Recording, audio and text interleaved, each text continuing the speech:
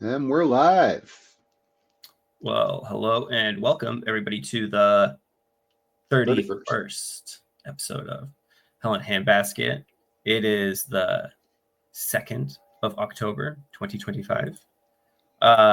And we are going to be talking about, well, I want to be talking about some of this great recent crazy stuff that Keith Kellogg's been talking about again.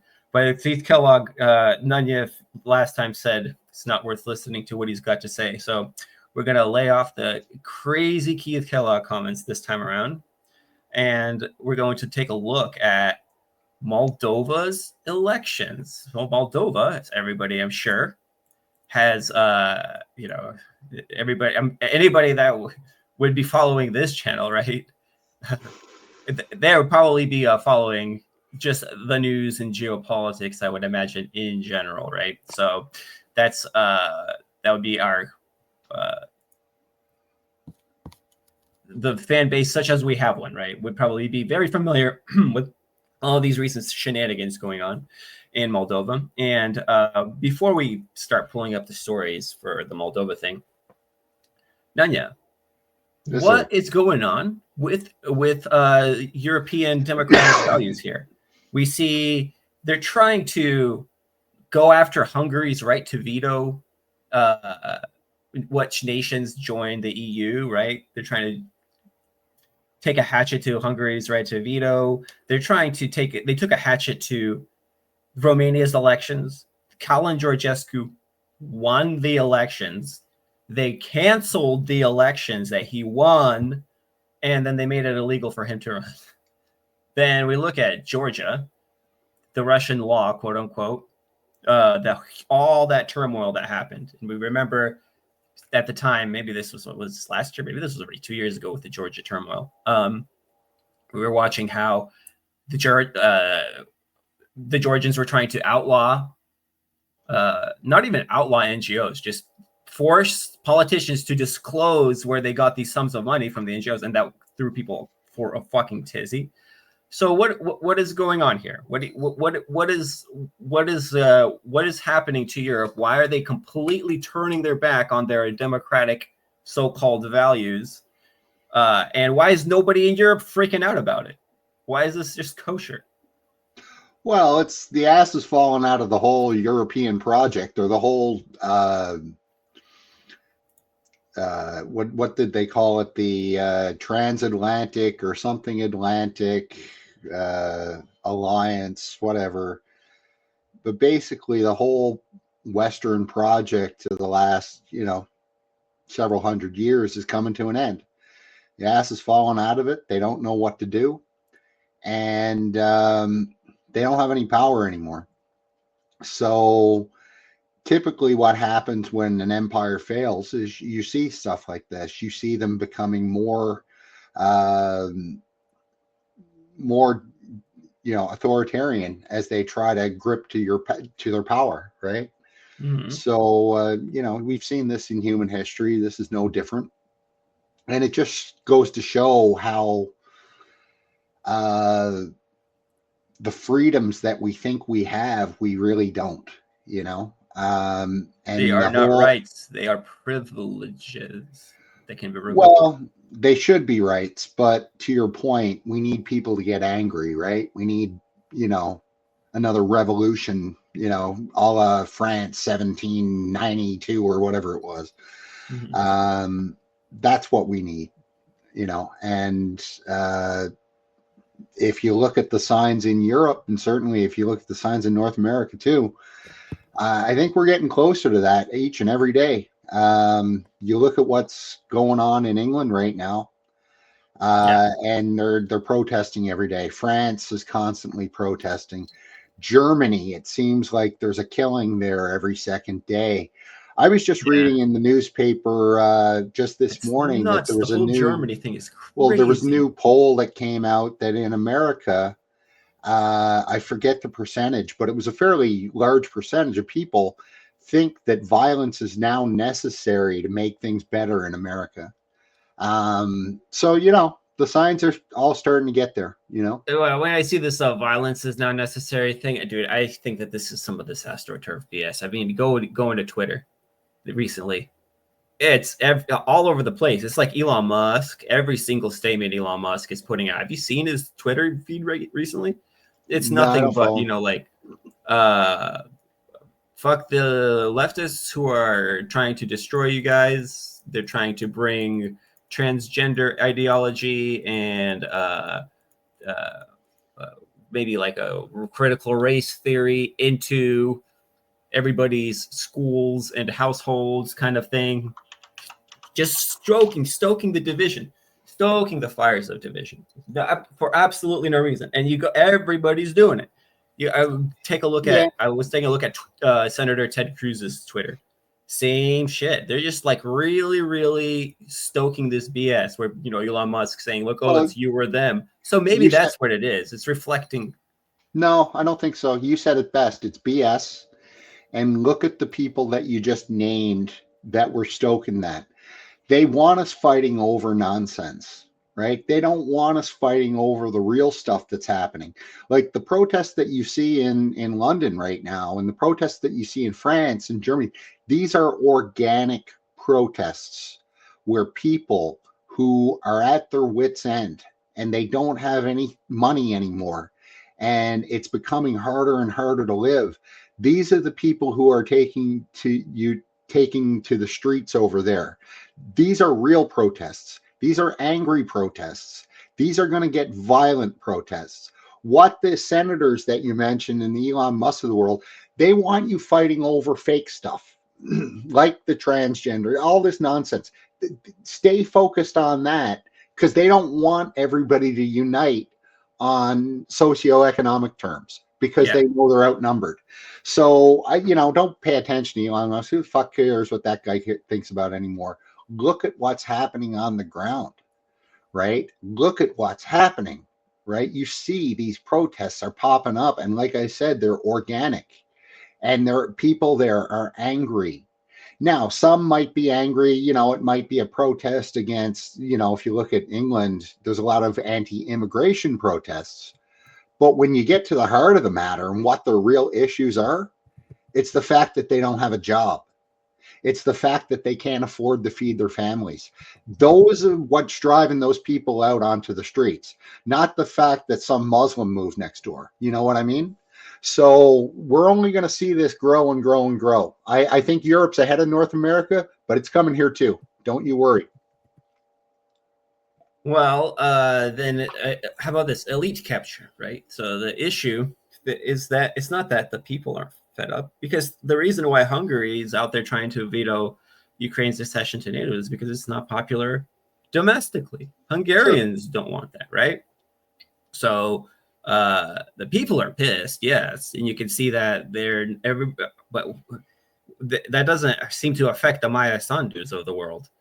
They have their own thing that they're going for, and it really doesn't matter. Like, the more these people protest, the more they just want to find creative ways of quashing their population, censoring their population. Back to the UK, where you're saying where people are pissed, right? Well, what are they doing? They're arresting people for liking the wrong shit online. So I was reading some story somewhere. Somebody got in trouble for posting a letter. Like they posted a letter like N or something. N. Yeah, no, I mentioned that on the OM. That was in the UK. Guy wrote the letter N, and he got a call from the cops because it was, I guess, a thought crime. They thought he was going to write out nigger or something. I'm not sure. Who in the UK is gung ho with this policy, right? Obviously, it's not the people. Obviously, it's not the guys that are being censored. You got to understand, though. Like, let's separate out the leadership first, right? You mentioned Orban, and then you got Fico in Slovakia. These are, these guys are classified as populist, but what they really are nationalists. Well, they're not even nationalists, really. They're just good politicians who listen to their people. Are they crooked as all hell? I have no doubt. I have no doubt that they're lining their pockets like the rest of them. But at the very least, a guy like Orban knows that his bread is buttered with the Hungarian people. Yes. The rest of these people, the Sandus of the world that you mentioned, or the Starmers, or whatever, all of these people, they're all bought off. They're all bought and paid for. They were bought and paid for before they got into power. The problem that they have with Hungary is they weren't smart enough, or they weren't successful enough to neuter Orban before he got into power. You see what I mean? So Sandu, she's paid off. She doesn't give a fiddler's fuck about what the people of Moldova think or want, because her paymasters are in Brussels, right? And she'll be long gone before, like, she's just getting in, getting out, cashing out. That's what these people do.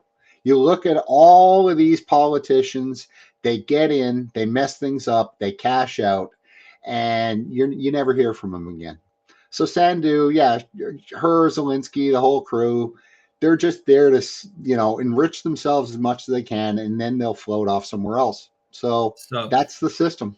I think I'm gonna shake up the itinerary a little bit, because we still have to talk more about Moldova. But I guess before we continue with that, I'll show a little bit of these two interviews, which I think are really important interviews. I was I don't know how I didn't notice them before, considering I do follow this YouTube channel. It's Glenn Deason. Could you please share that? Oh, okay, sure. And I have 3 separate clips from this video that I would like to share. Okay. And so we were talking about, just before I started, we were talking about how, there are some leaders out there that are willing to stand up for what their people actually want, for what their country actually for what the actual their constituency is, the actual people of their country, and they answer to them. As you were saying, they know where their bread is buttered, and it's buttered with their own people, and then they try to move forward with policies that are in the interests of those people, right? So they actually are listening. It's EU democracy, the most democratic nations in the EU, I guess. But anyway, so this is Patrick Bob and Glenn Deason. Patrick Bob is a journalist. As you can see, he's a really old journalist. He wrote some book called On Both Sides of the War, or On Both Sides of the Front, basically about the Ukraine war, being on the Russian side as well as the Ukrainian side. So, and it's a doozy. This is where I started going down the rabbit hole. Kat, you were going to unplug my headphones. Do that. Okay. All right. Let's get started. In 2002, during the government of Chancellor Schröder, the government decided to pass a law for the tax exemption of capital gains of banks. And that means German lenders could sell their company shares without paying taxes. And they did. They sold and invested in structured securities. That means stock market bets. And this had 2 results. First of all, the shares were mostly bought by US banks and financial investors. German companies fell into the hands of US financial industry and US investors. And secondly, the German economy became vulnerable for the great financial crisis. The banking crisis in 2008 had also 2 results. First, the states bailed out the lenders by taxpayers' money and new debts. Bank debts were transformed into national debts, and these national debts were refinanced by the issue of government bonds. And the second point is, the states imposed stronger regulations on the banking system, and the government bonds went into the unregulated shadow banking system. The outcome was the refinancing of the German state, especially all European states, but especially the German state, fell into the hands of financial investors in an unregulated market. Okay, so that's the first part that I wanted to play. So this is kind of interesting how this is setting up for how we hijacked Europe, or the hijacking of Europe. So the hijacking of Europe, according to Patrick Bob, started with the financial crisis of 2008, but even before then, so the financial crisis of 2008 helped solidify economic leverage, coercion that private companies could be putting onto the Europeans.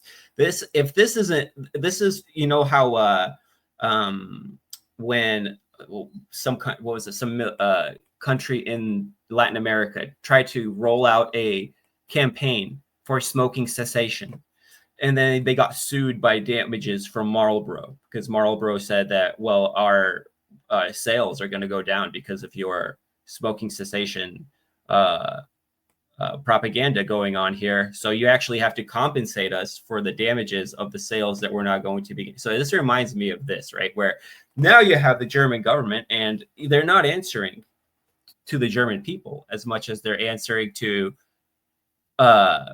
in large part, answering to this shadow banking sector, which ends up getting a huge portion of Germany's, and he says other European nations' wealth. So they have their cojones, gone by the cojones, right? Next clip that I'd like to share starts at 16. When Germany, the Russian Federation, and France refused to join the illegal attack against Iraq. And so this was a warning sign for Washington. And let me do a little bit before. There are odds, which is so in 2008, economic leverage as the main competitive, and the Europeans as their vassals. We are brought so deep into this war that they cannot find a way out.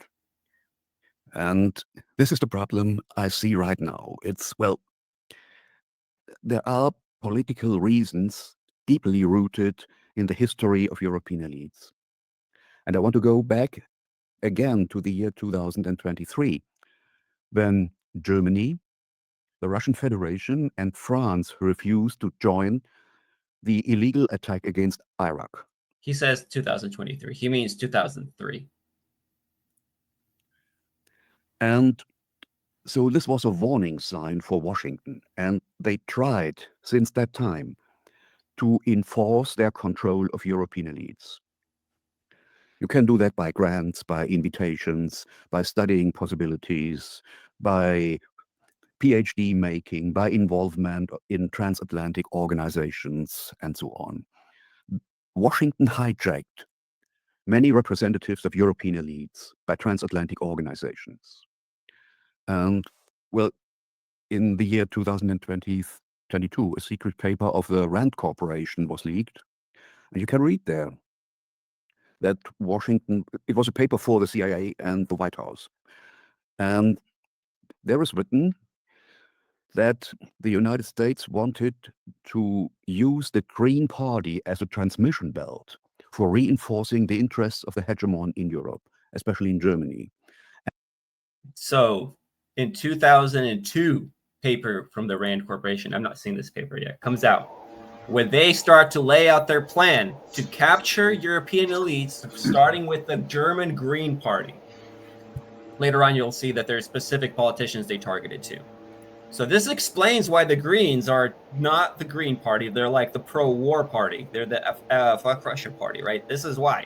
So we started our plan for how we're going to keep these Europeans in line, because the Russians, the French, and the Germans did not agree to bomb Iraq with us, right, to go into Iraq. So basically it ended up being an illegal war.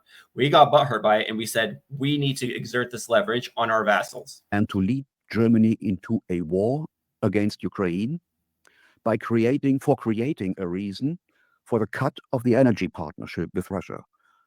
And this was supported by many members of the German political elite. Keep in mind that Chancellor Merz is a member of an organization called Atlantikbrücke. And Financial Minister Lars Klingbeil is also a member of Atlantikbrücke. And they made their careers by the support of American companies and American transatlantic organizations. And this led into a situation of political self-enslavement under the interests of the hegemon. And those people are living in a bubble. They are talking to each other. They are meeting at the same places, at the same organization. Okay. So I think that's enough for that. So, so we start planning, scheming how we're going to stop this strong-willed, self-styled Europe from telling us what we can and can't do, what is and is not illegal. We figure we need to put them in their place. And the vehicle that we're going to use to do that is going to be the Green Party in Germany. We're going to start with them. And the third clip is going to be at 24, 25. Okay, so.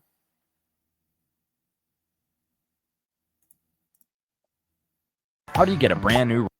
How do I get a dude, please stop advertising to me. Please do not advertise to me. How rude. So, and that's a difficult point, yeah. I did this interview with Colonel Lawrence Wilkerson. He was Chief of Staff to U.S. Secretary of State Colin Powell. So, and he was telling me about this in the beginning of the 2000s when they were invading Iraq, and the Europeans, well, in those days, had a spine and opposed it and asked some critical questions. And he, like you, he confirms that this is when they had to start to think about how to get the Europeans in line and, well, do as they're told. And he tells about how they put big whiteboards in the White House where they started looking at which politicians should be elevated up, who essentially said the right thing, repeated Washington talking point, and who were critical, even looking after their own national interest, who had to be pushed down. And they used, NGOs, journalists, think tanks. They rewarded with the right actors with with positions in the transatlantic institutions. So all these instruments for either bringing up or destroying. And it's already back then they had identified people like Jens Stoltenberg that he will do whatever we tell him to. So he's someone we have to make sure we elevate. So it's not merit, it's not qualification, it's not intelligence, it's not. It's just being the good disciple and doing as they're told.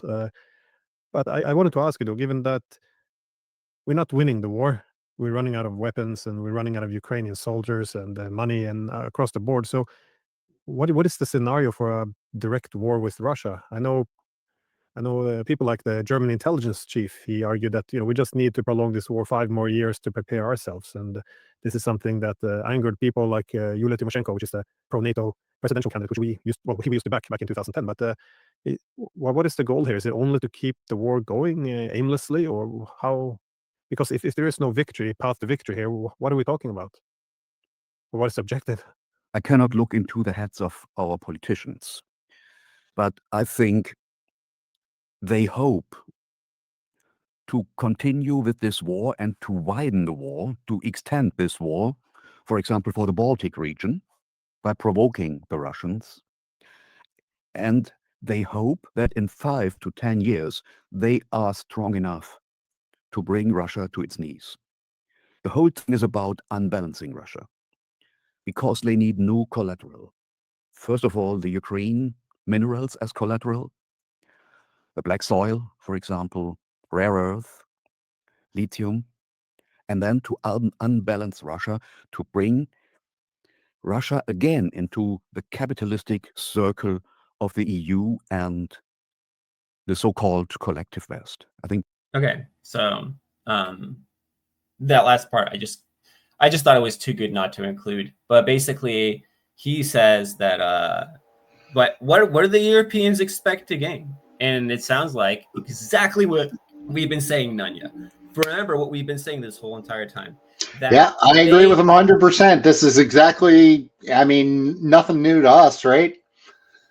But I mean, I think this is pretty incredible that this just gets put out like this. And so I hunted down the interview with the man himself, right, with Colonel Lawrence Wilkerson, who, I'm like, sometimes I like what he has to say. Sometimes I'm a little bit like, But, you can definitely tell that he's one of the good guys. Pushing hard for Sweden and Finland to be, to abandon their neutrality.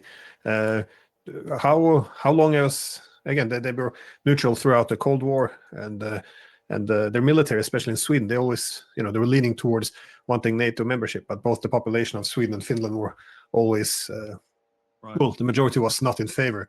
How has We knew that, and we started major efforts. They're still ongoing in countries like. when did it start, or and how was this done? The efforts. It started in 2002. It started in my administration, and it started with a vengeance with Jens Stoltenberg. We wanted Jens Stoltenberg to be the new Secretary General of NATO, and we were absolutely committed to that. Why? Because we knew he was our man. We knew he was going to do what we wanted him to do. We knew he was in mind meld with us about NATO expansion. You know, we're talking about eventually probably every country that we would say is geographically in Europe, no matter how small, no matter how criminal, no matter how undemocratic, every single country in Europe was going to be a member of NATO. And we needed a whole new game with regard to those who were holdouts, either for neutrality or just simply didn't have a population that wanted to be a member of NATO. Whoa.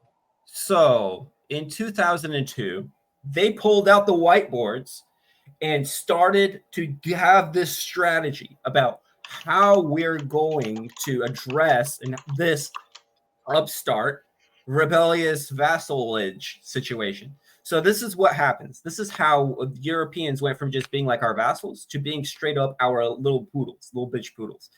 So we started with trying to get Jens Stoltenberg into power, right? What was he before he was NATO secretary? Was he Dutch? Prime Minister? I don't remember. No, But I think Stoltenberg is Norwegian, maybe. Norway's probably prime minister, something like this. I don't remember exactly. But he had high posts in Norway. So all the way in 2002, we were like, that guy. And we made sure that his star rose. And we can see what the results are of that, what the fruits of that labor are. Look at this. We have finished. We said goodbye to Finnish neutrality. We've said goodbye to Swedish neutrality, right? We've said goodbye to, we've said goodbye to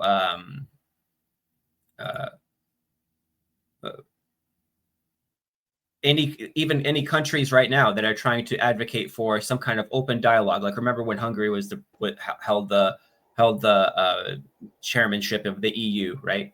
We didn't allow any kind of rapprochement with Russia at all. So, and on top of that, we're putting our fingers in the pie, right? And telling the EU, telling the Europeans how they do and do not get to vote and how they do and do not get to run their own countries, their own EU. And this thing with Hungary trying to go after Hungary's veto. Think about what that means for every other country that has a reason or an interest in vetoing somebody's membership into the EU. So news came out today that I think I was reading it in Politico that behind the scenes, lots of people are on Hungary's side. They're just too chicken to come out and say it like Orban is. Well, I think what interests me about this comment was the timeline. Now, he said that they identified Stoltenberg in 2002. Yeah. And now 20 years later, Stoltenberg was indeed the head of NATO, right? Yep. So they groomed this guy for 20 plus years and they brainwashed him, they bribed him, did whatever it is for 20 years. That's a good chunk of your life. Yep. To have this mindset, right? So I find that pretty interesting because it helps me understand some of these people a bit more. I'm talking the Rutas, the von der Leyens, the Starmers of the world, the Justin Trudeau, Kaja Kallas, yes. all of these young globalists from the WEF, they've all been groomed for 10, decades, 20 years. In some cases, maybe even before you even hear of them. So, like, this whole system is very deep. So that's what I took away from what Wilkerson said. These people, they're entrenched and they're not going to move away. Like, you and I can say, well, Orban, clearly he makes common sense for the Hungarian people. Why isn't Sturmer the same way? And the answer is because Starmer's so frigging uselessly brainwashed. He doesn't have an answer other than what's given to him, right? Yes. So he's a puppet, nothing more. He's a poodle. This is what I Yeah. mean. See, he's not even a vassal anymore. You're a poodle. At least a No, vassal is he's allowed to. yeah. Like, Yeah, you're just God nothing only knows. We have no idea what's been done to these people, right? but Best the case, level no, of seriously. manipulation. Best case scenario is they're all just like ridiculously corrupt, and they're just doing it for the money. That's the best case scenario. Worst case scenario is they've suffered decades of psychological abuse at the hands of these people and threats and everything else, right? Blackmail, you name it, right? So, I you think know, they identified the Kayakalises a while back. They already had that proclivity. Maybe they could see also, oh, that person's corruptible. But I think that these people were already somewhat Russophobic. We're already somewhat on board with EU expansion and NATO expansion. And that is the reason why they ended up where they were. This is the reason why when people like Jeffrey Sachs asks, what happened to Europe? They used to have a spine. Why did Europe not stand up to the Americans when we decided that we're going to create the biggest war on the continent? On their continent, not even our continent. We're going to create a war in your continent. And why the hell would they go along with this? This is why. Because all of this background homework has already been done to make sure that the people at the top are brainless, completely brain dead. The only problem though is nobody is following these people. Nobody's on board with anything they're selling. And they just don't have any popular support amongst their populations, right? So you're going to see revolts if they try to do any of this stuff. You're going to see mass protests out in the streets. You're going to see violence. You're going to see all that because these people aren't liked. And nobody's going to, who in the right mind in Europe is going to sign up for 5% for NATO spending? Who in their right mind is going to allow conscription of their kids to go get their heads blown off to some Russian in a ditch somewhere? Nobody. Nobody. No. Right? The people who would not do that are pro-Russian. Buddy, That's I'm telling you, man, I was just over there. The place is like a tinderbox. It's about to go up. I'm telling you. Like you can just feel the tension in the air. I'm telling you, dude. These are not the people that are willing to be mobilized. No, sir. En masse. No. You got it.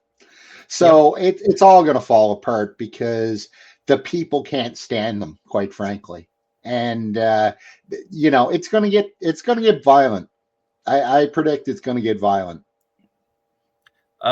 So I mean, there's a lot more on that Colonel Lawrence Wilkerson clip, but I kind of don't want to take up too much time on that because I mean, it is like a half an hour or 20-minute clip.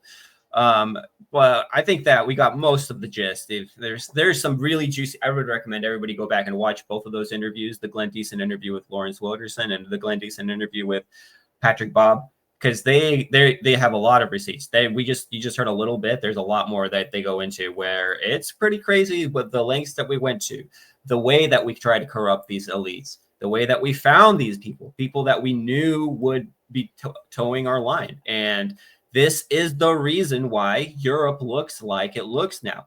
Why does this place seem like it's being run by clowns? Well, it's being run by poodles. It's worse than being run by clowns. So we have could you share the screen? Oh, sure. So going back to the capture of Europe, the political capture of Europe. Deutsche Welle. Moldova bars. Okay, so this was before the election. This is the 26th of September. Moldova bars pro-Russia party from parliamentary elections. The pro-Russia Heart of Moldova party was barred from the election after a court ruling limited the party's activities for 1 year over allegations of voter bribery, illegal party financing, and money laundering. Whoop-de-doo. Okay, so over, where does it say? Over allegations. so they don't have any evidence, right? It's not there's any proof. They got some allegations that these people might be involved with, and this was the second quote unquote pro-Russia party to be banned. So before the elections. And so they banned these parties. Like one of them they banned like days before the election. One of them they banned them like a week before the elections, right? They banned them, from what I've heard, already after the ballots were printed.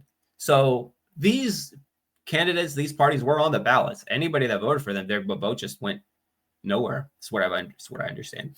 Moldova's electoral commission on Friday excluded the pro-Russia party, Heart of Moldova, from participating in upcoming parliamentary elections this weekend. So wait, they just say it's pro-Russia. Like they just say that. They just assert that this is a pro-Russia party.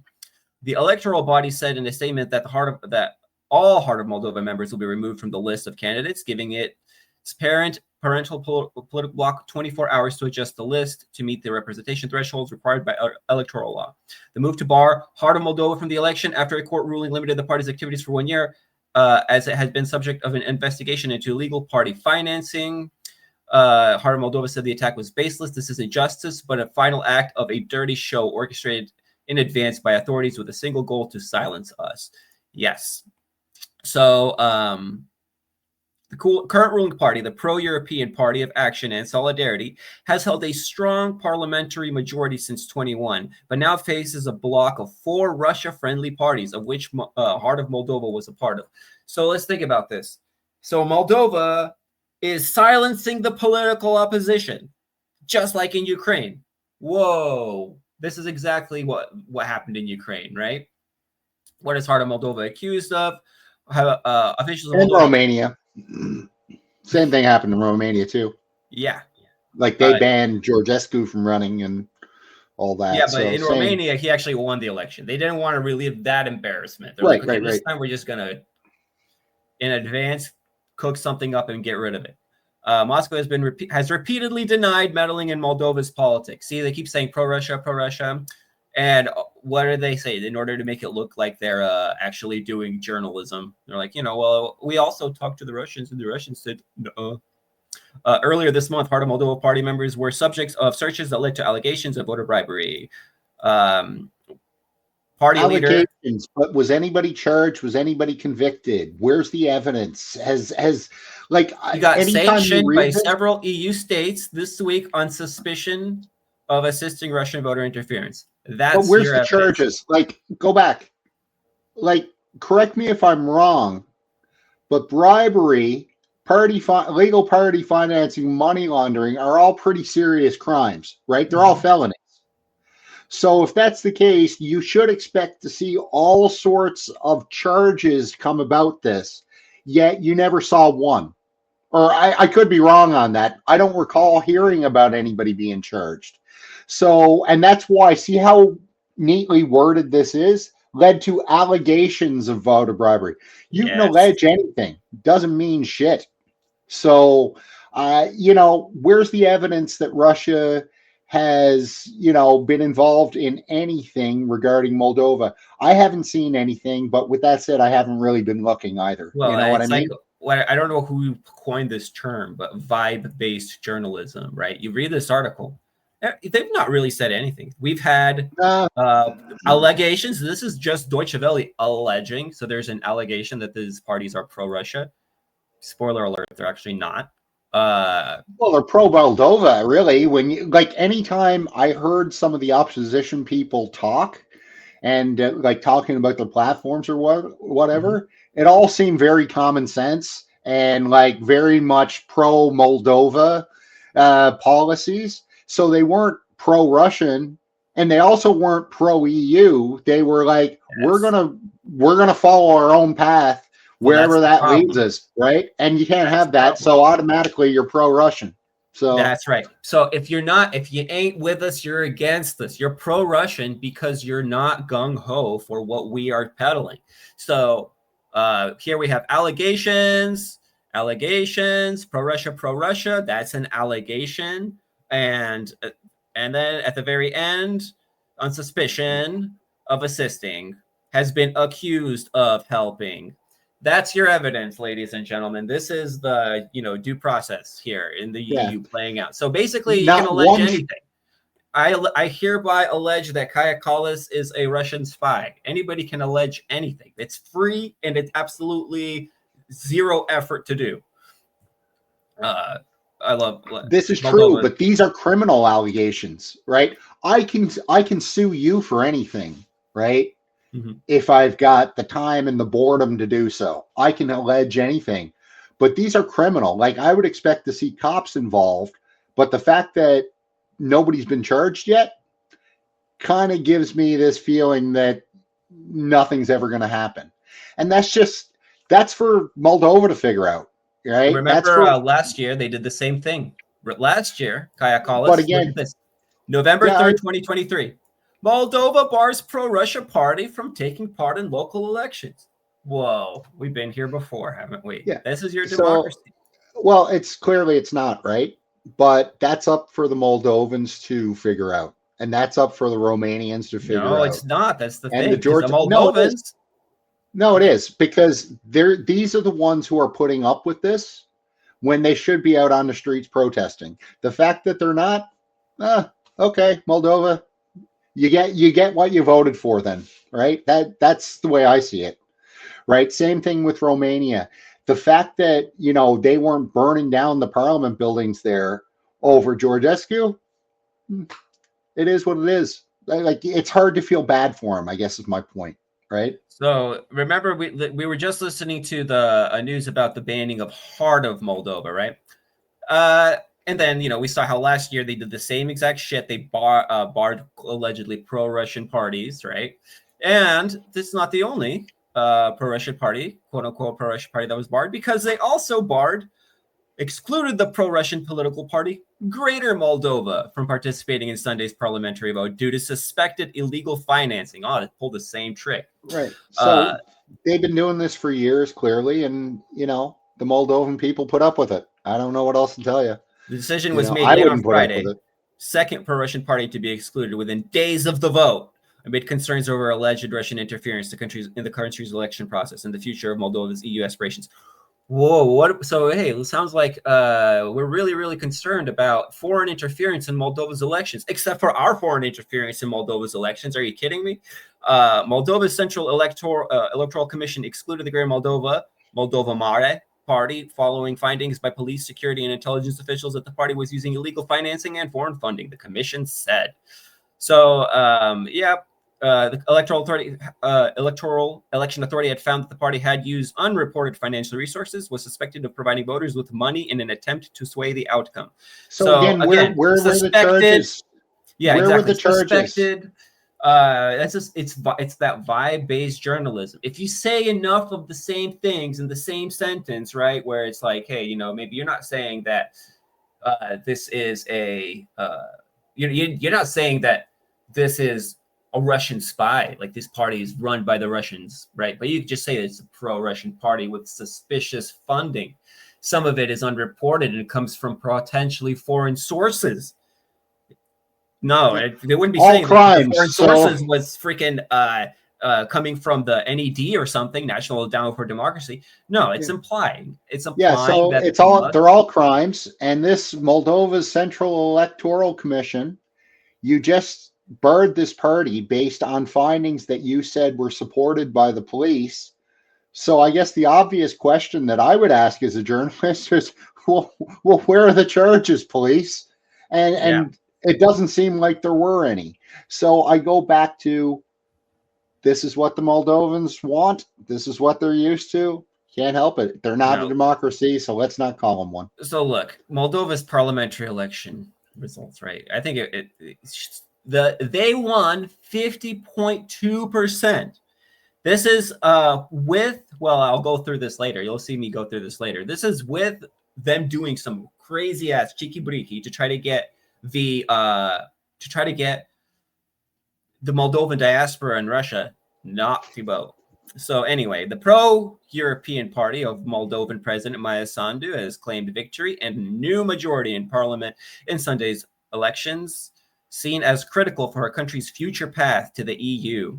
Sandu had warned of, quote, massive Russian interference after voting, saying the future of Moldova, flanked by Ukraine and Romania, was at stake. Igor Grosu, the leader of Sandu's Party of Action and Solidarity, which secured about 50% of the vote, said Russia had thrown everything it had at the election. Oh, so I'm glad to hear that Igor Grosu is about to provide us with, receipts. Opposition leader Igor Dodon had claimed victory even before results came in and called for protests outside of parliament in the capital of Chisinau on Monday. However, the win by Paz is emphatic. Monday's protest was tiny, mostly attended by pensioners.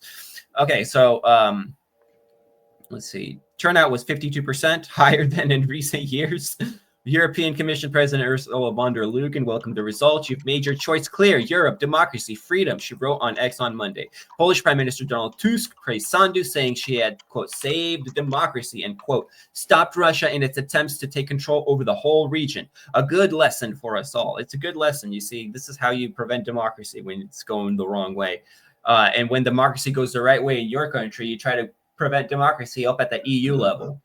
Why would you want to be part of the EU if what's the difference? They're already getting they're already being completely manipulated by the EU anyway, so it's like they might as well be already de facto in the EU. In Russia, Kremlin spokesman Dmitry Peskov said, from what we see and know, we can conclude that hundreds of thousands of Moldovans were deprived of the opportunity to vote in Russia because there were only 2 polling stations open to them, which was, of course, insufficient.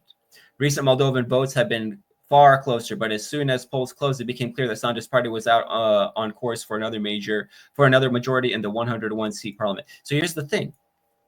They didn't do exit polls. Why would you not do exit polls this time around?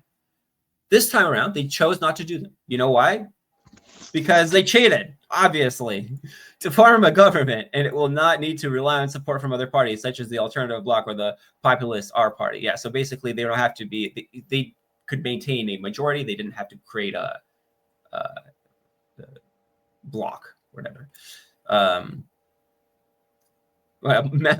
In a measure of tension surrounding the vote, bomb scares were reported at polling stations in Italy, Romania, Spain, and the U.S. There were also a bunch of bomb reports in Russia as well. I don't know why they wouldn't put that. Moldova also has a pro-Russia breakaway enclave called Transnistria along its border with Ukraine, complete with Russian military presence. Residents in this sliver of land have Moldovan passports. Many are strongly pro-Moscow, and Socialist Party leader Igor Dodon said that there had been all sorts of harassment stopping them from voting.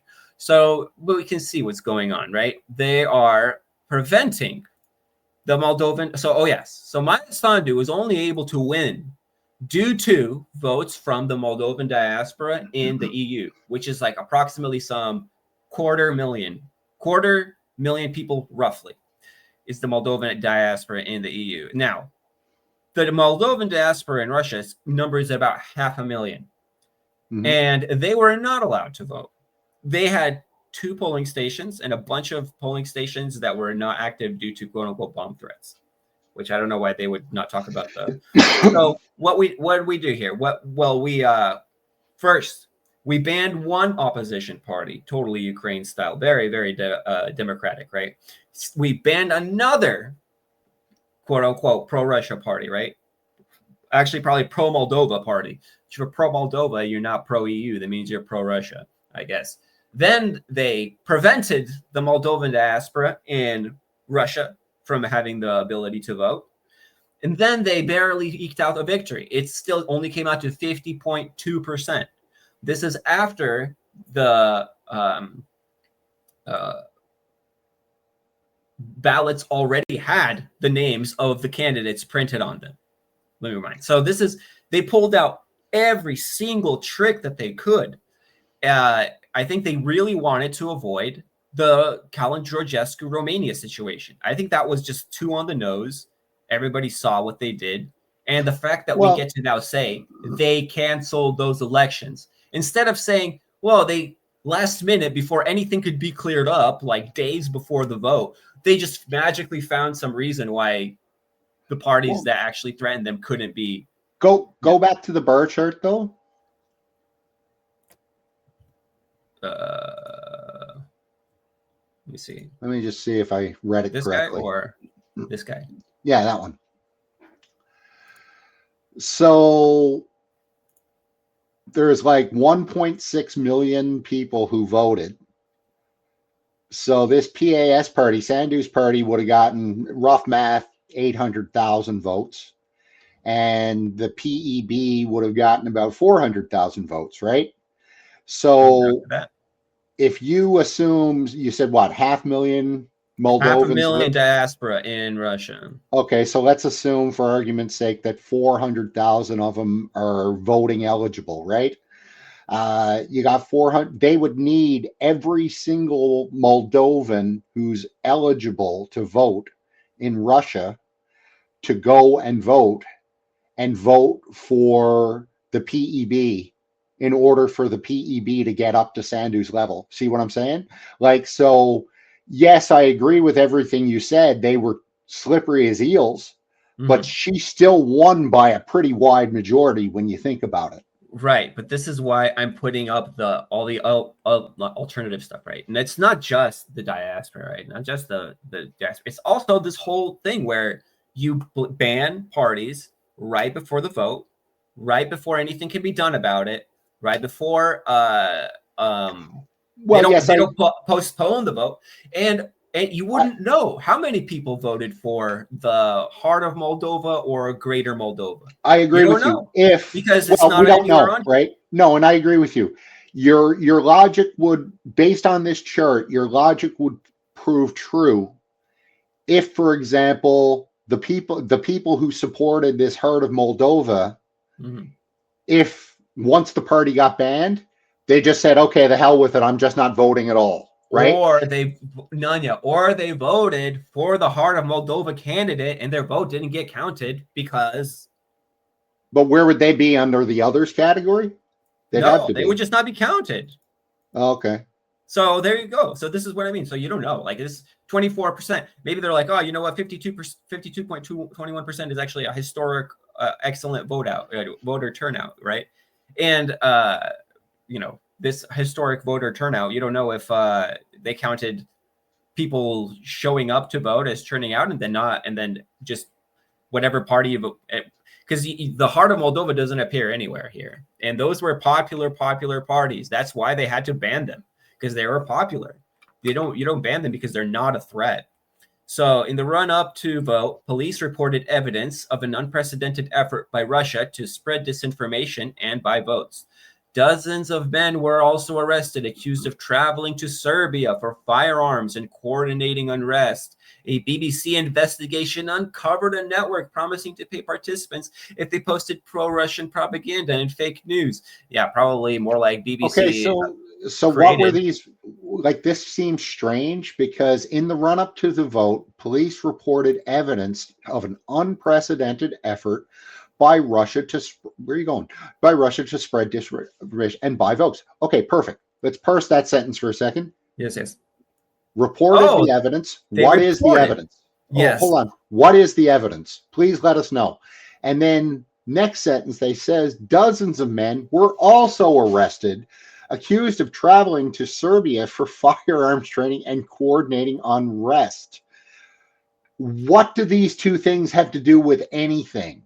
Right. So both of these, this is what I'm saying. This is that vibe-based reporting, right? So police reported, you can replace that with alleged. You could say somebody in the police alleged that there were unprecedented effort by Russia to spread disinformation by votes.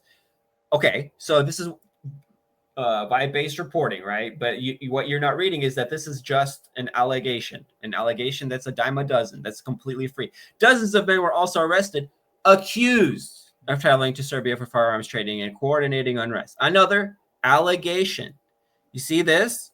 This is all that they have. Well, again, what does coordinating unrest in Serbia have to do with anything? You know, like, okay, get off the BBC. They're finished. Vibe of like they're done. The Russians and the Serbs are in cahoots, coming for Moldova, allegedly. Forget them, man. Just shut this down. The BBC is written by children these days, for children. It's gone. It's finished. Yeah, the BBC is absolutely, well, yeah. That's what makes it actually sort of entertaining to read, just to see that the dumpster fire that is BBC quote unquote reporting. It's a dumpster fire. It's honestly, I don't know if, because I used to read the BBC like by almost my entire life. Like it's been part of my news diet. It's not like I seriously read the BBC, but I mean, I'm telling you, man, since the Ukraine war, this has become a burning dumpster fire, a burning trash heap. Like absolutely. Well, it all goes back to It's gotten they worse significantly. the reason it's gotten worse is because the people have gotten poorer. I keep saying this. You mess with your standard of living, people are going to do crazy shit. They did not realize how dependent they all were on Russia, quite frankly. And they know it now, and it's too late. So that's what it all comes down to. And you're starting to hear that now. You're starting to hear people in German media turn, and you're starting to hear business leaders in Germany say it's time to talk to Russia again. All of this is starting to collapse because people are finally admitting the truth, and the truth is Project Europe's a failure. The Green Deal is a big scam. NATO's a big scam. And they're all better off just getting along with each other and trading. And Germany knew that, right? Mhm. Merkel spent a long time building that relationship with Putin. And so did Kohl before Merkel, right? Like that was a long effort to get those pipelines done. Yes. And so they all know that they've screwed up, but they want to get out before the shit hits the fan. That's what I see, right? They all want to bareback who got this UN gig. All the rats over the next year or two, they're all going to just flee the ship. And maybe then we have a chance to get elected politicians in who aren't globalist scum. But we just got to weed out the remaining ones, right? We got to get rid of the Starmers and the Mertzes and the Sanchez's and the Maloney's. All these people got to go. They all got to go, and we just got to start fresh. So, and you're starting to hear that in Europe now. I think. I mean, that seems like it's the only possible solution at this point. But it seems like sometimes it looks like we're far away from there. Like it just seems like until I guess you're right. As it pressures the pocketbook more and more and more, there's only one direction for that pressure to go, and all that you can do is quash the population and try to quash the discontent. But it's there. All you're doing is sweeping it under the rug. So Al Jazeera. Well, right? just the truths are all coming out now, right? Like 10, 15 years ago, when they started seeding us with all this propaganda nonsense about DEI and wokeism and men can have babies and all this, like when times were good, and this was after the Great Recession, things started to pick up again. The Fed just injected all sorts of money into the US economy, and other central governments did too. All they did was print money and throw it into the economy. So the 2010s, we were doing relatively well, right? Like everybody was happy, things were booming. People will put up with the biggest bunch of nonsense when their pocketbooks are full. Okay. So we were too negligent in pushing back on these fools because we were happier. Now we're not happy anymore. And now we're broke. And now we don't care about this fucking faggotry that you've been pushing on us for the last 10 years. We don't care about globalism. We don't care about bringing DEI to Uganda and all this other fucking shit that you've been looking to do, in the name of peace and tranquility. But all it was is really We're about suffering. oil and resources. We're suffering right now. None of us care anymore. We've got problems right here at home that you need to address. And that's what the people in Europe are saying to their elected leaders right now. The smart ones are listening, and the dumb ones are keeping their heads buried in their sand, and the sand just so happens to be up Zelensky's ass. So they keep focused on foreign policy, right? There's a reason why they call him Never Hear Kier, right? Because he's never Yes. there. So, Yeah, man, exactly. you know, and he's not the only one. well, But because this is something for them to all cling to make it look like they're doing stuff, because they don't want to address the fires that are going on back home, right? Like Starmer doesn't want to deal with, his budget that's coming up, and they're going to have to tax everybody up the yin yang, and like he doesn't want to have to deal with that. So instead he's over, skipping around Paris hand in hand with Macron, talking about coalitions of the willing or whatever nonsense that they've cooked up this week, because it just, hey, look at me, I'm doing something. That's all this is. It's all theater, every single bit of it. And they're going to keep putting up with the theater until they can no longer pay for it. And then everything will just fall apart. And that's going to come soon. Like you're not going to see very many checks being cut anymore, man. Like von der Leyen just announced another $4 billion that they're taking from the Russian assets. yeah, That's a scam that can only go on for so long too, and there's no money for it. Nobody's got any money. End of story. yeah, And their priority, even if they did have money, would be on fixing their crumbling infrastructure back home, retraining people, better education, better healthcare, all the stuff that people actually want. Not any of this crap.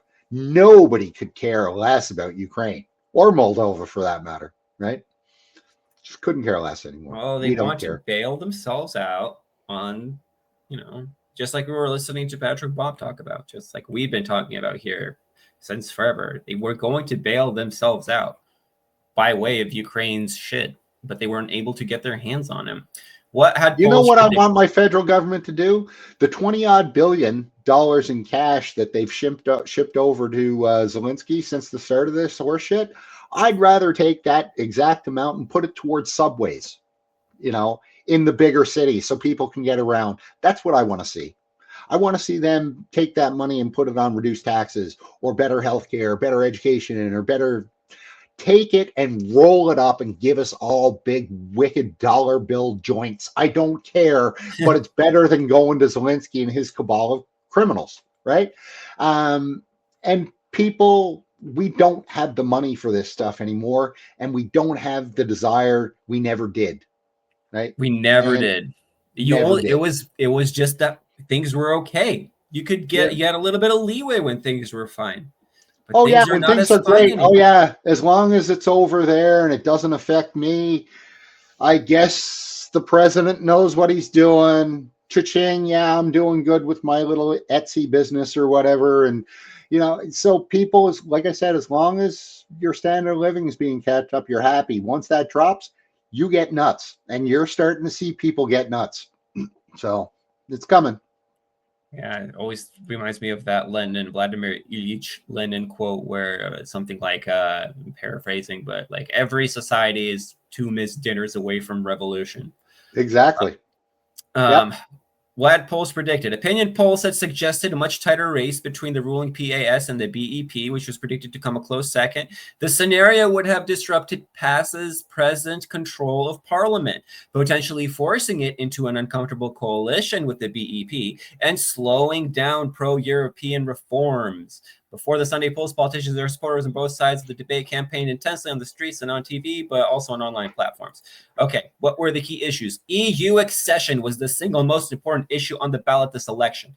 Under President Sandu, Moldova applied to join the EU in early 2022 after Russia's February invasion of Ukraine. Chisinau's goal, along with a better economy, had been to obtain security guarantees like its neighbor Romania, which is a member of EU and the North Atlantic Treaty Alliance. I wonder which of these were your actual priorities, because Moldova's economy has gone to shit. Sandu's completely mismanaged the economy, horribly so, notoriously so. I knew about that. I don't even live anywhere near there. So, so of these two, which was the priority? You tell me. Okay. in July 2022, the EU granted Moldova as well as Ukraine candidate status on the condition that democracy, human and minority rights, oh my gosh, and rule of law reforms are made. European Commission President Ursula von der Leyen at the time declared the future of Moldova was in the EU. See, hey, it doesn't matter how you guys vote. We already know what your future is. Russia has considerable support in Moldova and it backs a breakaway autonomous enclave, Transnistria, located along its border with Ukraine. About 1,500 Russian troops are present there. So yes, they're even admitting to you, Al Jazeera is admitting to you that actually Russia has considerable support in Moldova. This is why they had to do this crap, right? Bar parties, because what do Moldovans actually want? What was that? Oh, democracy. Did I hear democracy? Significant Russian. Oh yeah, significant Russian sentiment. Oh, okay. So this is what they're trying to quash, right? Democracy until you vote the wrong way. Democracy. So it brings us back to the very beginning. Well, not the very beginning of this podcast, but the part of the podcast where we were talking about the capture of European elites. Listen, Maya man, Sandu is these our guys girl. are all nuts. Maya Sandu is our homegirl. You see what I mean? What kind of crazy shit did we do to put our homegirl and keep homegirl in power? What did we do? We're willing to completely tear the mask off, and just put up a bunch of bullshit stories that says alleged this, alleged that, alleged. Listen to this. Did Russia interfere in these elections? During their own to Moldova's elections, the authorities have repeatedly accused Moscow. Who is the authorities? That's right, it's Maya Sandu. Accused Moscow of conducting a hybrid war offline and online to help pro-Russian parties win the vote. Moscow denies meddling in Moldovan politics. You see how they wrote that? They almost wrote it as if like, of course, what would you expect the Russians to do? Moscow denies, but we already know that, you know, they're going to be denying what they are in the middle of being guilty for. Like, Russia is specifically accused, again, of being behind a widespread voter buying operation through which voters are bribed to vote for particular parties, and of launching cyber attacks on Moldovan government networks throughout the year. The authorities have also claimed. You're telling me the Russians did these like half a dozen crazy things and you don't have a single shred of evidence? There is not a single, the Russians did this. They had to admit to it. Here's the results of it. No, none of it. This whole entire shit has been from start to finish, nothing but. Well, and I go back to where are the charges, right? Where are the charges? And if there's no charges, they were barred from the vote on Friday. There's no charges, there's no crime. So, and that's why, like, I've given up listening to mainstream. Like, forget about all this stuff. It's all crap. Anything coming from a government is crap. And whether it's your government, my government, the Moldovan government, it's all a bunch of crap. Yes. Unless I see it with my own eyes, I do not believe it anymore. And that's why I keep saying, show me the evidence. I don't want to hear about your claims. I don't want to hear about your releases. None yet. Show me some evidence. The vibe-based reporting doesn't work like that, because if you have, see, what you're doing is your line of reasoning is being kryptonite to this vibe-based reporting style, because this entire time you're like, yeah, okay, show me the money. Yeah, okay, show me the freaking money, right? Okay, I get it. Flowery language, accused, alleged, right? Show me the money. And you know what? They always somehow come up empty. And when after they've repeated this a million times, right, they still come up empty. They've only insinuated, they've only suggested. What do we get? We get this doozy. According to researchers and online monitoring groups. Who's that? Me. According to who? According to who? According to researchers and online Bradley, did you know that I lead an online monitoring group? I'm a researcher. Did you know I'm a researcher? There you go. Dude, I didn't know that. Hell of a Handbasket is a researching and online monitoring group. Holy shit. Yeah. Wow, we have the same legitimacy. Why aren't we being quoted by Al Jazeera? How do you know we weren't? They've been watching us. Moldova was flooded with online disinformation and propaganda in the months leading up to the vote that appeared to tarnish the past and raise doubts and concerns about the EU. Bro, you guys already did that by yourselves. Nobody had to tarnish Maya Sandu's party. Nobody had to tarnish the EU. You guys are doing that just fine. No, all that people like Dunya and I and the Russians and everybody else in the world has to do is sit back and watch your freaking little thing go to hell in a handbasket. International security professor Stephen Wolf from the University of Birmingham told Al Jazeera that Russia had indeed tried to influence Sunday's elections to bring Moldova back under its influence.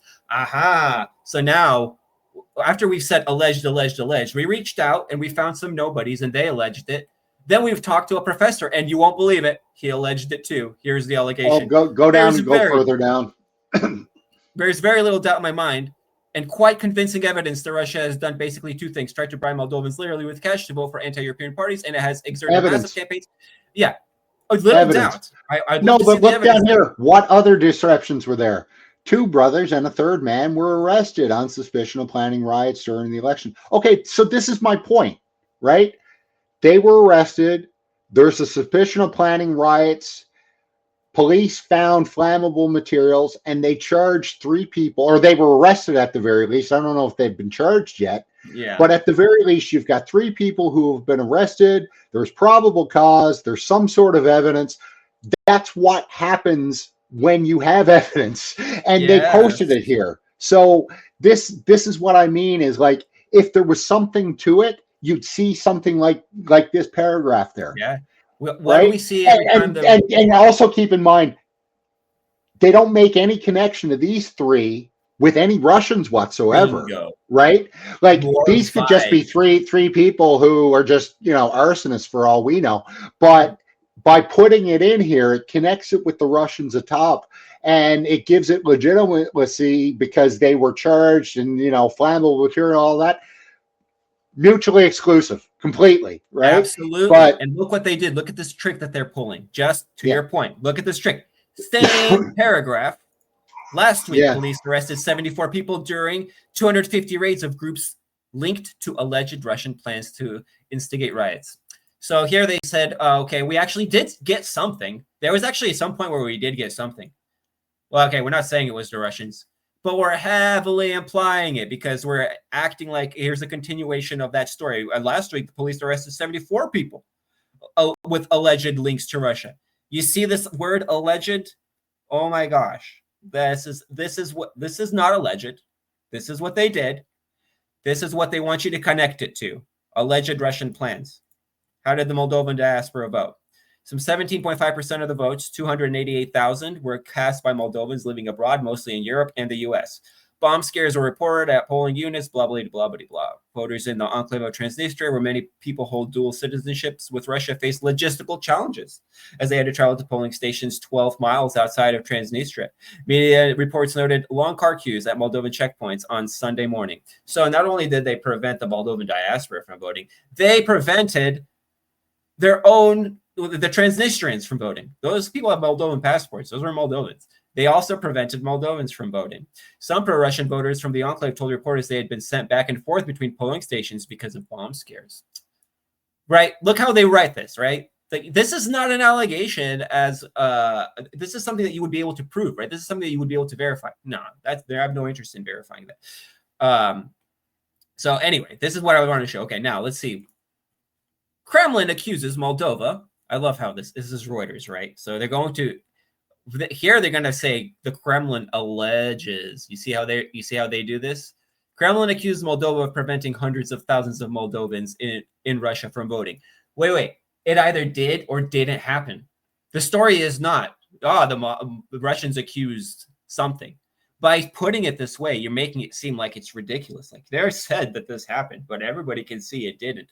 The Kremlin accused Moldova of preventing hundreds of thousands of Moldovans in Russia voting because it happened. Okay, and there is sufficient evidence of that, including evidence that these articles themselves have presented to us, like the fact that there were only 2 polling stations in Russia that were open for 500,000 Moldovans, and the fact that Transnistrians were prevented from voting. So this is something that they notice how they just write it out. It's just an allegation. The Kremlin alleges. The Kremlin on Monday accused the authorities in Moldova of preventing hundreds of thousands of Moldovans living in Russia from voting in an important parliamentary election by providing only 2 polling stations for voters in the country. It either happened or it didn't happen. If this happened, then the Russians didn't just accuse you, then you did this, and the Russians pointed it out. Moldova's pro-European ruling party won a resounding victory over its Russian-leaning rival in the parliamentary election on Sunday. Results showed a major boost for Moldovans who wanted to join the EU and break away from Moscow's orbit. In a call with reporters, Kremlin spokesman Dmitry Peskov said Moldovans living in Russia, who are traditionally more likely to vote pro-Russian for Russian political forces at home, had been unable to cast their vote. You see how they write it again? This is not a story about what happened. This is a story about what some random Dmitry Peskov in Russia is, some crazy dude over there. He's like saying crazy stuff. Have you seen in Russia, Dmitry Peskov is in a mad fever and he's been saying all kinds of crazy stuff. That's how it feels like. This is the vibe in this vibe-based journalism that we're getting. Quote, hundreds of thousands of Moldovans were deprived of the opportunity to vote in the Russian Federation due to the fact that only 2 polling stations were open to them, said Peskov. Asked whether Moscow recognizes the results, Peskov noted that some political forces in Moldova had spoken of violations. Quote, first, Moldovans themselves should probably sort this out. That doesn't sound like Russian interference in Moldovan elections to me. Doesn't sound like what the EU is saying about Moldovan elections, right? Not the Moldovans should sort this out. They're saying, no, you should ban these guys. As far as we know, some political forces are declaring their disagreement. They're talking about possible election violations. Around 500,000 Moldovan citizens live in Russia. Russian government officials say this either is or is not the truth. You see what I mean? Oh my gosh. Russian officials say, no, this is something you could easily figure out. Most large European countries where fewer Moldovans live than in Russia, had more than 2 polling stations available for voters on Sunday. I love it. It's just like a throwaway line. Right at the very end, if anybody makes it to the very end of this article, they will admit, yeah, okay, fine. The European countries with fewer Moldovans than in Russia, they had more than 2 polling stations. What does that imply? That they're saying, they're kind of admitting, yeah, there were only 2 polling stations. But it's totally okay because fuck Russia. Just over 4,000 votes were cast in Russia, according to Moldovan authorities, around 2/3 of which were for the main pro-Russian bloc. By contrast, Moldovan citizens living in Germany cast more than 38,000 votes at 36 different polling stations, most of them supporting the ruling party. And I don't know. I think for Reuters, this is about as fair and balanced an article Russia is ever going to hope to get. So I thought the article, no, really, the article told the story, fair. right? It's an article about Peskov's crazy ramblings, but at least they don't misrepresent what he's saying. They don't flat out lie to you. The reason why this article is not complete shit is because Peskov is a talented spokesperson and has limited his comments and his quotes to what, if you listen to what it says, really cuts through the bullshit. And then they have to layer on all this bullshit about, Right, but I'll still go back to my original point. Even if they got all of those, and let's assume that 2/3 voted for Moldova, which apparently 2/3 is what they got of the 4,000, but they still wouldn't have enough votes to have beaten her. She did win by a pretty big margin, right? But from going back to that one of those articles that we were reading, the question is not whether or not they would have beaten her. The question is whether or not you would have had to share power, right? So right. Well, I go back to and you have to start to make compromises, and you have to make compromise on Transnistria, something about Transnistria. So I mean, I was not able to, unfortunately, pull up. I wasn't able to find the interview in TASS. I found that the interview in TASS was quoted on RT, but on RT's down today. It must be some kind of DDoS attack on them or some shit. But there were allegations. There was an interview with Moldovan politicians saying, oh, they easily want to turn Moldova into the next Ukraine. This is what they're doing.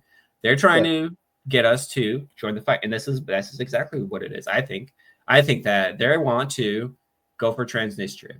I think they're like, okay, you know what? We can't, maybe we can't win a fight against the Russians, but you know what we can do? We're really good at getting a bunch of dumbasses to fight amongst each other. Let's do that. So I think that's what we're seeing. So this is what's happening. So this is the lengths to which, and we are observing in real time how we're doing it. We are putting our people in power. We are putting our poodles in power. You think Maya Sandu, who just won through this dirty, unfair election, right? That you think that she doesn't have to, she doesn't know where her bread is buttered? You think she doesn't know where her bread is buttered? Her bread is buttered in the West.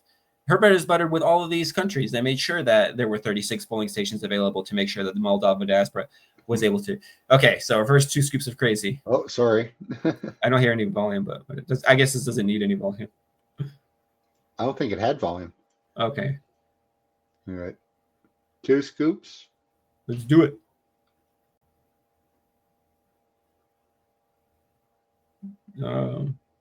It's a little shaky. So if people are having a hard time seeing, the lady, homegirl over here, is, I'm not sure which beverage it is. It looks like it's either like some Sierra Mist or Mountain Dew or something. She is filling up an entire cooler, Costco cooler, full of soda from the soda fountain. She's just literally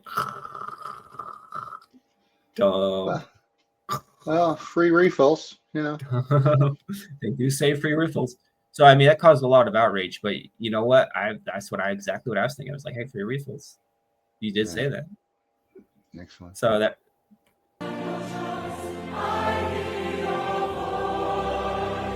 meanwhile in China, I guess I don't know this is in China. I don't know why I thought it was in China.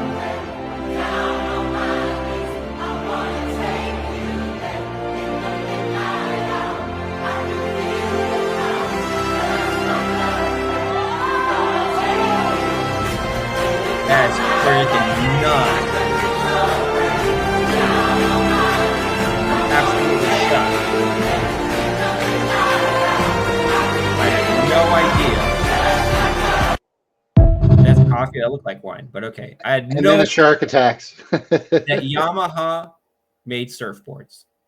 That to me, that was a shock. I was like, what? Yamaha surfboard? What do these guys not make? Jeez.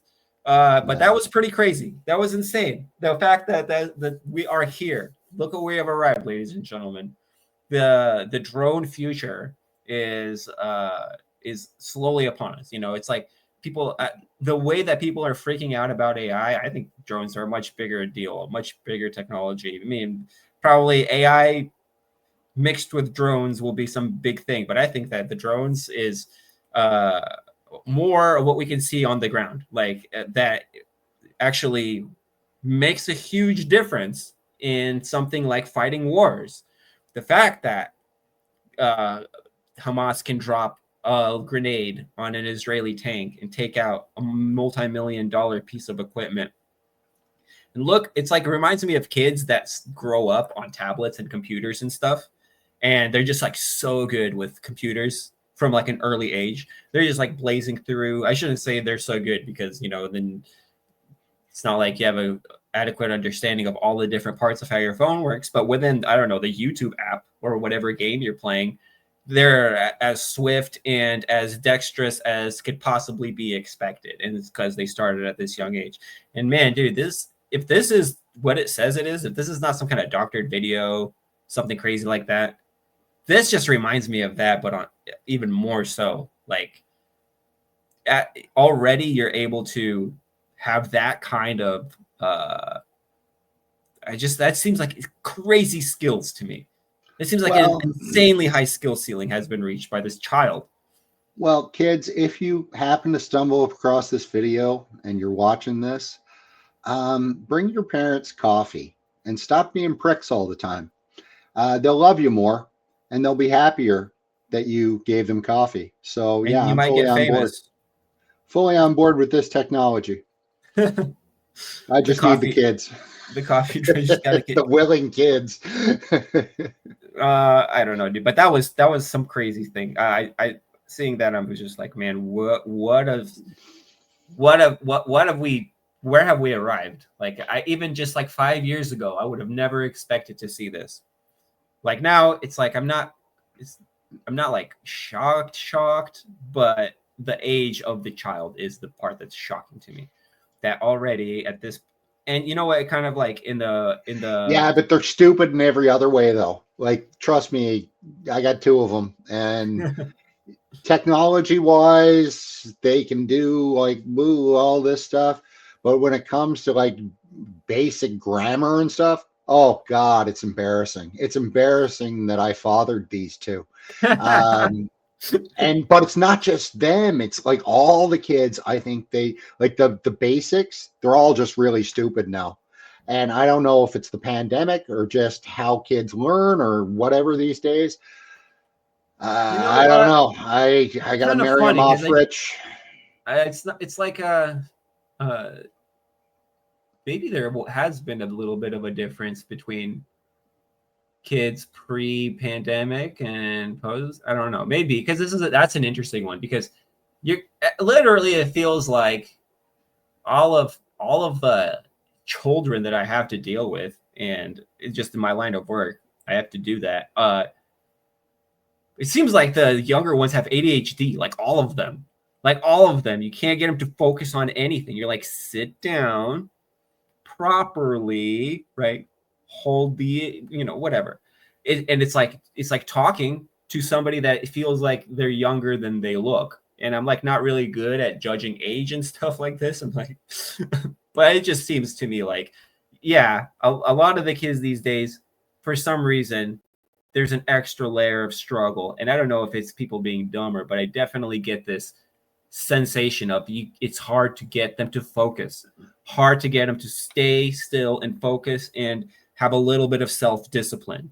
Like, still your mind, calm yourself, focus on what you're doing, right? Yeah. It's like it's like how I get it, man. I get it. you're Believe me, living I it. get it.